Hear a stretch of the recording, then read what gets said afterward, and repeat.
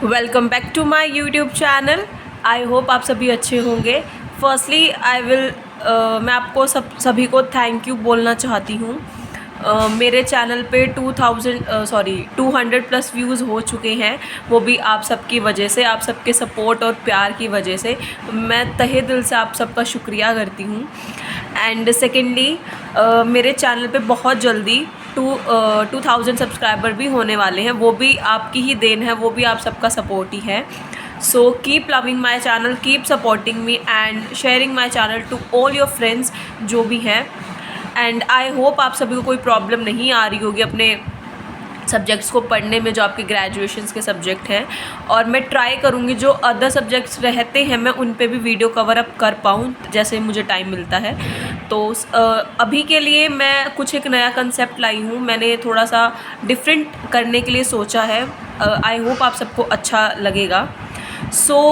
जैसे कि आप सबको पता है, अब आपकी ग्रेजुएशन हो गई है तो आप कोई MBA करना चाहता है, कोई कुछ करना चाहता है, सबके अलग अलग ड्रीम्स हैं, अलग अलग प्लेटफॉर्म्स हैं। तो आप सभी एंट्रेंस एग्ज़ाम देते हैं, राइट? तो उन एंट्रेंस एग्ज़ाम में सिलेबस होता है लॉजिकल रीजनिंग, एक पोर्शन होता है लॉजिकल रीजनिंग का। तो उसमें कुछ क्वेश्चंस आते हैं जो काफ़ी ज़्यादा डिफरेंट होते हैं और काफ़ी ज़्यादा टफ़ भी होते हैं। बट टफ़ कुछ नहीं होता, अगर आप प्रैक्टिस करेंगे, आप कॉन्सेप्ट्स को समझेंगे अच्छे से, तो आप अच्छे से कर पाएंगे। ऑलराइट। तो जो ये कॉम्पिटिटिव एग्ज़ाम्स होते हैं, बहुत सारे एग्ज़ाम्स होते हैं, मैंने मेंशन भी किया, मैं आपको दिखाऊंगी आगे। तो उनमें हम बहुत सारे ऐसे बहुत सारे पोर्शन होते हैं। इंग्लिश आपका मेन होता है, GK भी आपका होता है, मैथ्स भी होता है। पर एक लॉजिकल रीजनिंग एक ऐसा स्किल है जो आपके माइंड से चलता है। एक एप्टीट्यूड क्वेश्चंस आते हैं जिसमें आपको कुछ कॉन्ट्राडिक्शंस होती हैं, कुछ हम कह सकते हैं कुछ प्लेइंग कार्ड्स गेम और कोई मिस्टीरियस सा होता है, कुछ डिफरेंट होता है, जिसमें आपकी थिंकिंग बहुत ज़्यादा ज़रूरी होती है। मैंने लिखा भी हुआ है, देखिए। मैंने सबसे पहले हमको लॉजिकल रीजनिंग के बारे में, उसके टॉपिक्स के बारे में पढ़ने से पहले हमें कंसेप्ट पता होना चाहिए कि लॉजिकल रीजनिंग एक्चुअल में है क्या। जब तक हमें लॉजिकल रीजनिंग के बारे में ही नहीं पता होगा तो हम आगे कैसे कर पाएंगे, राइट? हम सबसे पहले लॉजिकल रीजनिंग का मीनिंग जानते हैं। आई नो आप बहुत सारे डिफरेंट चैनल्स हैं, अनअकैडमी है, करियर आइडर्स है, बहुत सारे ऐसे चैनल्स हैं जहाँ पे आपको इससे मेरे से मच बेटर वीडियोस मिल जाएगी। बट हाँ, जो थोड़ा डीप स्टडी करना चाहते हैं, जो बिल्कुल छोटे चीज़ों को पढ़ना चाहते हैं, मैं उनके लिए ये वीडियो बना रही हूँ, ताकि वो सबसे पहले मीनिंग से स्टार्ट करें, ज़ीरो से स्टार्ट करें, फिर वो जाए। वो आपको कंसेप्ट बताएंगे और क्वेश्चंस करवाएंगे, बट आपको चीज़ें भी पता होनी चाहिए अंदर की, जो आपको यहाँ इस चैनल पे ज़रूर मिलेंगी, ठीक है? तो सबसे पहले मीनिंग देखिए, सबसे पहले लॉजिकल रीजनिंग का क्या है। एक ऐसी फॉर्म है सोचने की, it is a form of thinking in which premises and relations, जो प्रीमिसेस हैं, जो रिलेशंस हैं, जो प्रीमिसेस हैं, हम उनको यूज करते हैं केयरफुली मैनर में, रिगियस मैनर में, ताकि हम कॉन्क्लूजन को इन्फर कर सके। और एक जो इम्प्लाइड फॉर्म है रिलेशंस की, उन्हें प्रीमाइज कर सके। मतलब एक ऐसी थिंकिंग, एक ऐसा रिलेशन जिसको हम केयरफुल मैनर में सोचते हैं, यूज़ करते हैं, और उसी कॉन्क्लूजन को यूज़ करते करके एक हम इम्प्लाइड प्रेमिसेस बनाते हैं और अपने रिलेशनशिप बनाते हैं। ऑलराइट। उसके बाद आती हैं कुछ ऐसी चीज़ें हमें क्यों करना चाहिए। ऑब्जेक्टिवली स्टडी है किसी भी प्रॉब्लम का, हमें ऑब्जेक्ट तक जाना पड़ता है कि प्रॉब्लम क्या है। फॉर एग्जांपल, आप किसी कंपनी में काम करते हो, कोई भी प्रॉब्लम आ जाती है तो मैनेजर को पहले प्रॉब्लम की जड़ तक जाना पड़ता है। इस प्रॉब्लम का ऑब्जेक्टिव है क्या, ये क्यों हुआ, कैसे हुआ, उसको कॉन्ट्राडिक्शन लगानी पड़ती है। अगर ऐसे हो, अभी ये हुआ है, अगर ऐसे ऐसे होता तो हमें कैसे कैसे लेना पड़ता, राइट? फॉर एग्जाम्पल, अगर एक्स शादी कर रहा है वाई से, तो ये सिचुएशन है। अगर वाई एक्स से शादी कर लेता तो फिर क्या रीज़न होता। ऑलराइट। तो हमें सारे ऑब्जेक्टिव्स को स्टडी करना पड़ता है उस प्रॉब्लम का, जो एक लॉजिकल रीजनिंग का एक हिस्सा है, ठीक है? उसके बाद हमें हेल्प करता है रैशनल कॉन्क्लूजन बनाने में, ताकि हम ये कर सकें हाउ टू प्रोसीड। मतलब जब तक हमें उस रैशनल कॉन्क्लूजन नहीं मिलेगा, एक पर्टिकुलर कॉन्क्लूजन नहीं मिलेगा, एक पर्टिकुलर प्रॉब्लम का, एक पर्टिकुलर सिचुएशन का, तो हम तब तक उस चीज़ को हम प्रोसीड ही नहीं कर सकते। ऑलराइट, जब तक आपको चीज़ पता चलेगी स्टार्टिंग से, तभी आप लास्ट का एंड देख पाओगे ना, तभी आप प्रोसीड कर पाओगे। तो सबसे पहले हमें कॉन्क्लूजन निकालना पड़ता है, जो कि लॉजिकल रीजनिंग हमें हेल्प करती है, जिस वजह से हम आगे प्रोसीड कर सकते हैं। उसके बाद आता है कुछ ऐसे एप्टीट्यूड्स क्वेश्चन आते हैं जिनके लिए हमें लॉजिकल लेवल को एनालिस्ट करना पड़ता है, ताकि हम करेक्ट सॉल्यूशन का अराइवल कर सकें। लाइक कुछ ऐसे क्वेश्चंस, फॉर एग्जांपल मैं आपको फॉर एग्जांपल देना चाहूँगी। लाइक देखिए, MO ये है, ठीक है। अब इसका नेक्स्ट छोड़ दिया हमने, ठीक है। अब इसके बीच में ऐसे क्या लाइन होगी आपको देखना पड़ेगा, ठीक है। अब देखिए, अब एक चीज़ देखिए, M के बाद हम क्या आता है N, इन्होंने एक माइनस कर दिया, ठीक है। O एक माइनस कर दिया, P, ठीक है। इधर देखिए क्या है U W, मतलब एक माइनस कर दिया V, W X X छोड़ दिया, ठीक है। तो यहाँ क्या आएगा, Q के बाद क्या आता है R, ऑलराइट, R आता है, हम R ले लेते हैं, S को छोड़ दो, फिर क्या आएगा U छोड़ दो, क्या आएगा P, तो this is the series, alright. तो इस तरीके से लेके चलना, हमें हमारा आंसर मिल गया। उसके बाद फिर क्या है, इन्होंने U W X दे दिया, तो वो इस तरह से सीरियल। तो जब तक हमने एप्टीट्यूड को, मतलब हमने एनालिस्ट नहीं किया इसको और इसको हमने एनालिस्ट नहीं किया, हमारा कोई कंक्लूजन अराइवल नहीं हुआ। तो ऐसे एप्टीट्यूड क्वेश्चन को हमें एनालिस्ट करना पड़ता है, लॉजिकल रीजंस लगाने पड़ते हैं, तभी हमारा करेक्ट सॉल्यूशन का अराइवल होता है, ठीक है। कुछ क्वेश्चंस कंसेप्ट्स के ऊपर भी बेस्ड होते हैं, ठीक है। फॉर एग्जाम्पल मैं इसका भी एग्जाम्पल दे सकती हूँ आपको। कुछ कंसेप्ट ये है कि देखिए, ऑल रोजेज आर रेड, ठीक है, रेड आर द रोजेस। इसमें दो कंसेप्ट आ गए, सॉरी थोड़ा सा कंफ्यूज हो गया। रोजेज रेड, रेड रोजेज, तो कंक्लूजन क्या निकला इसका, क्या कंसेप्ट है एक, हमें पता है सारे गुलाब, तो हम किस चीज़ को फॉलो करेंगे। अब हम ए को फॉलो करेंगे या फिर सेकंड को फॉलो करेंगे, दोनों को फॉलो करेंगे, या फिर हम किसी को नहीं करेंगे, हम दोनों को फॉलो करेंगे, ये बात सच है। ऑल रोजेज आर रेड, ठीक है, बहुत सारे रोजेज रेड होते हैं, और रेड आर द रोजेज, जो रेड है वो रोजेज है, ठीक है। तो हम दोनों कंसेप्ट को करेंगे।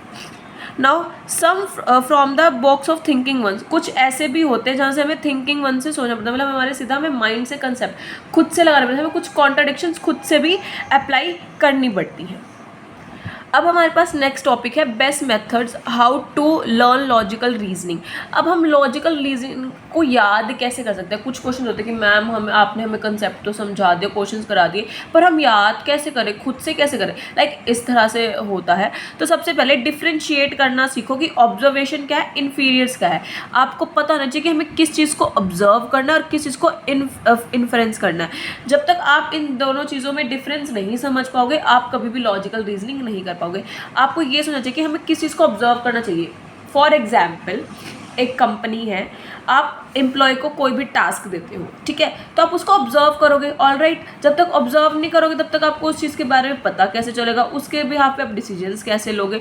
इन्फीरियर्स होता है कि आपको ऐसे क्या चीज़ें हैं जो ऑब्जर्वेशन से अलग है, क्या हमें मतलब ऑब्जर्वेशन से अलग सोचना, लाइक बिहेवियर, उसकी कम्युनिकेशन स्किल्स, उसका टैलेंट, ठीक है। ऑब्जर्व हम क्या करेंगे, वो किस तरीके से काम कर रहा है, रिसोर्सेज का वेस्टफुल तो नहीं कर रहा, उसमें इतना पेशेंस लेवल है कि वो वेट कर रहा है या नहीं कर रहा।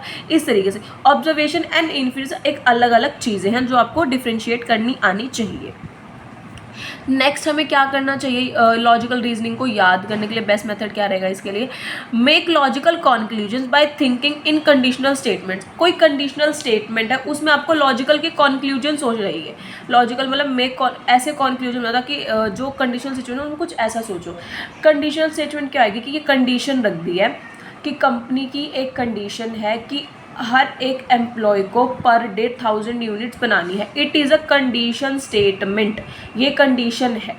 अब काम है मैनेजर का कि वो किस तरह से सोचता है, किस तरह से कंक्लूड करता है उस ऑर्डर को और उस चीज़ को अप्लाई करता है। जब तक वो अप्लाई करेगा, वो उस चीज़ों को लगाएगा, तभी उसे ये चीज़ समझ आएगी, ठीक है ना। तो ये चीज़ें होती हैं। उसके बाद आता है play card games. Cards game खेलो तो ताकि उससे आपका माइंड शार्प हो। कुछ मर्डर मिस्ट्रीज़ देखो, वॉच करो, ताकि आपको चीज़ें के पता चलेगी कि उनमें कैसे क्या चीज़ें होती हैं, क्या लॉजिकल रीजंस लगाए जाते हैं। कुछ पैटर्न्स को रिकॉग्नाइज करो। फॉर एग्जाम्पल देखिए ये एग्जाम्पल है, ये पैटर्न है 1 2 3 4 5। अब इसमें से करेक्ट वन कौन सा है? सीधा आपका यहाँ जाएगा नो, बट आपको अच्छे से रिकॉग्नाइज करना पड़ेगा कि वो बताना क्या चाहता है। अब देखिए ये सीधा बना है, ये उल्टा बना है, ये थोड़ा सा टेढ़ा बना है, मतलब आई थिंक ये साउथ वेस्ट की तरफ जा रहे हैं, ये नॉर्थ वेस्ट की तरफ जा रहा है, ये कहीं और ही जा रहा है। तो इन चीज़ों को रिकॉग्नाइज करो, मतलब एक्चुअल चीज़ क्या कहना चाहता है। ठीक है, ये तो मैंने बहुत बेसिक पिक्चर बनाई है हार्ट की, बट नॉर्मली आपको बहुत टफ मिलेंगे जहाँ पे आपको बहुत चीज़ें निकालनी पड़ेगी, रिकॉग्नाइज करनी पड़ेगी। कुछ एनालिटिकल वैल्यूज़ जो बेसिक्स है उन्हें पढ़ो, उन्हें देखो, उन्हें सुनो, ताकि आपको क्लियर हो। नाउ वाई, लॉजिकल रीजनिंग ही क्यों, ठीक है, आपको हेल्प करती है डिसीजंस बनाने में, ट्रुथ का सामने लाती है, प्रॉब्लम सॉल्व कर पाते हो और आप एक न्यू आइडियाज़ और के साथ बाहर आते हो लॉजिकल रीजनिंग की हेल्प से, और जो आपके गोल्स हैं उन्हें अचीव कर पाते हो, उन्हें सेट कर पाते हो। तो ये रीज़न है लॉजिकल रीजनिंग के लिए। It helps you make important decisions, discern the truths, solve problems, come up with new ideas and set achievable goals. Logical reasoning आपको इतना बेनिफिशियल देती है इंडिया। ये जस्ट बच्चों ये सिर्फ छोटा मोटा नहीं है, ये आपकी हाई लेवल का। आपको बहुत सारे ऐसे एग्ज़ाम मिलेंगे जहाँ पे इनका बहुत बार जिक्र होता है। बहुत सारी कंपनीज़ हैं, MBA में मोस्टली जैसे आप प्लेसमेंट होते तो वहाँ पे लॉजिकल रीजनिंग लगाने पड़ते हैं हर एक स्पेशलाइजेशन में। एस्टेट हो गया है, सीटेट हो गया है, स्नैप हो गया, मैट हो गया है, सीमेट हो गया, एस्टमैट हो गया, बहुत सारे एग्ज़ाम है, UPSC हो गया है। तो इन सारे एग्ज़ाम में लॉजिकल रीजनिंग्स बहुत आती हैं। ठीक है, नेक्स्ट है हमारा टॉपिक लॉजिक एंड रीज़न में डिफरेंस क्या है। लॉजिक एक एक्चुअल साइंस है जो कि क्लियरली डिफाइन है, रूल्स और टेस्ट और क्रिटिकल थिंकिंग्स है जो प्रिंसिपल्स को फॉलो करती है। ठीक है, रीज़न का एक सब्जेक्ट है, एक पर्सनल ओपिनियन है। तो इन दोनों को मिला के हमारा लॉजिक है कि एक ऐसी साइंस जो फॉलो करती है रूल्स और रेगुलेशंस को, और हमें हमारी जो पर्सनल ओपिनियन को उसको इस तरह से रेगुलेट करते हैं। हम जो हमारी क्रिटिकल थिंकिंग है उन्हें हम क्लियरली डिफाइन कर सकते हैं by applying rules and regulations and principles on them. Now next आते हैं हमारे प्रिंसिपल। सबसे पहले इंडिविजुअलिटी, प्रिंसिपल ऑफ इंडिविजुअलिटी। सबसे पहले खुद को देखो कि आप कितना सोच सकते हो, उस सिचुएशन को कितना मोल्ड कर सकते हो, कहाँ तक सोच सकते हो। ठीक है, secondly the percept of the excluded middle, मतलब ट्रू समझो हर एक सिचुएशन को कि हाँ एक्चुअल में ये चीज़ हुई है, तो उस चीज़ को लेके तो प्रीव्यू करोगे। ठीक है, हर सिचुएशन को ट्रू समझना, उसके कॉन्ट्राडिक्शन देखना। नाउ नेक्स्ट प्रिंसिपल आता है सफिशिएंट अंडरस्टैंडिंग। सफिशिएंट अंडरस्टैंडिंग आप बोलोगे मैम अंडरस्टैंडिंग तो कभी भी सफिशिएंट नहीं होती। तो देखिए किस लिए, जब भी कोई सिचुएशन आती है, कोई भी लॉजिक, तो आपको समझना चाहिए जो रीज़न ऑफ कोज है। सफिशिएंट अंडरस्टैंडिंग का मीनिंग है रीज़न ऑफ कोज। अगर कुछ हुआ है तो उसका कुछ रीज़न होगा। जो भी होता है, कहते हैं ना हम, मतलब जो हमारे बड़े बुजुर्ग हैं वो कहते हैं ना जो भी होता है अच्छे के लिए होता है। तो कुछ भी हैपनिंग होती है या मिस हैपनिंग होती है वो एक अच्छे के लिए होती है। हाँ, कुछ चीज़ें हम कहते हैं कि नहीं अभी नहीं होना चाहिए था, बहुत जल्दी हो गया समथिंग, अगर वो रिलेटेड हो किसी डेथ होता है, बट ऐसा इसमें कुछ नहीं है, ऐसा कंसेप्ट नहीं है हमारी लॉजिकल रीजनिंग में। बट कुछ भी होता है, कोई भी प्रॉब्लम, सिचुएशन, कोई कंडीशन आती है, ऑब्जर्वेशंस होती है, उसका कुछ रीजंस होता है, तो रीज़न ऑफ कोज होता है। कॉन्ट्राडिक्शन, अगर x y होता या फिर y x होता तो क्या होता। ठीक है, हमें दोनों एक्सपेक्ट्स को लेके चलना पड़ेगा। अगर x की जगह y होता या फिर y की जगह x होता तो क्या कॉन्ट्राडिक्शन रहता। अभी x है, ठीक है, काम पे, अगर उसकी जगह y होता तो क्या होता है। ठीक है, अभी y है काम पे, अगर उसकी जगह x होता तो क्या होता। ठीक है, ये दोनों कॉन्ट्राडिक्शंस लेके चलना। नाउ लॉजिकल थिंकिंग क्या होती है, रीजनिंग नहीं, थिंकिंग। जो लॉजिकल थिंकर्स होते हैं वो ऑब्जर्व करते हैं, एनालाइज करते हैं फिनोमिना को, रिएक्शंस को, फीडबैक को, और उसके बाद ही कॉन्क्लूजन ड्रॉ करते हैं जो भी हमारा इनपुट के ऊपर बेस्ड होता है। ठीक है। वो जस्टिफाई भी कर सकते हैं अपनी स्ट्रैटेजीज़ को, एक्शंस को, डिसीजंस को, जो भी उन्होंने फैक्ट्स को गैदर किया है या फिर उनके पास है, ठीक है। तो वो लॉजिकल थिंकर्स होते हैं जो इन दोनों चीज़ों पर ही अपना कंक्लूजन लेते हैं, रीज़न देते हैं। इसके बाद आता है लॉजिकल रीजनिंग के टॉपिक्स। सबसे पहले coding and decoding, clocks, cause and effect, calendars, blood relation, artificial language, और एक और होता है, मैंने लिखा नहीं है, मैं यहाँ लिख देती हूँ, सीरीज़। ठीक है, हमारी नेक्स्ट वीडियो सीरीज़ पर ही आने वाली है। सबसे पहले हम सीरीज़ ही करेंगे क्योंकि वो ईजी है। तो लॉजिकल रीजनिंग कौन कौन से एग्जाम्स में आती है देखिए, NMAT, SNAP, TISS, CMAT, SET, IFT, CRSCC, MAT, ATMA, CAT, SSC, HTAT, CTET, SSC, IIT, NEET, NIFT, ये सारे एग्ज़ाम्स में आती है। बेसिकली UPSC वगैरह में भी आ जाती है, हो जाती हैं, बट मेन एग्ज़ाम ये हैं जो लॉजिकल रीजनिंग कवर अप करते हैं। ठीक है, तो बस आज के लिए वीडियो को इतना ही रखते हैं। जो लॉजिकल रीजनिंग के बारे में बेसिक थे, कॉन्क्लूजन्स थे, टॉपिक थे, ऑब्जेक्टिव्स थे, वो मैंने कवर अप कर दिए हैं। आई होप आपको इसे थोड़ी बहुत और कुछ नॉलेज मिली होगी और आप रेडी होंगे इसके टॉपिक्स कवर अप करने के लिए। हम नेक्स्ट वीडियो में सीरीज़ करने वाले हैं कि सीरीज़ में कौन कौन से टॉपिक्स आते हैं, किस तरह से आती है, किस तरह से उसका आंसर हमें निकालना चाहिए, तो वो सारी चीज़ें हम कवर अप करने वाले हैं। So stay tune guys, and video को लाइक, शेयर, कमेंट कर देना, चैनल को सब्सक्राइब कर देना। अगर कोई भी डाउट हो, you can ask me through my email ID, my Instagram ID and my Telegram user name, जो कि डिस्क्रिप्शन बॉक्स में मैं डालने वाली हूँ। So thank you, have a nice day. कल मिलते हैं एक न्यू वीडियो।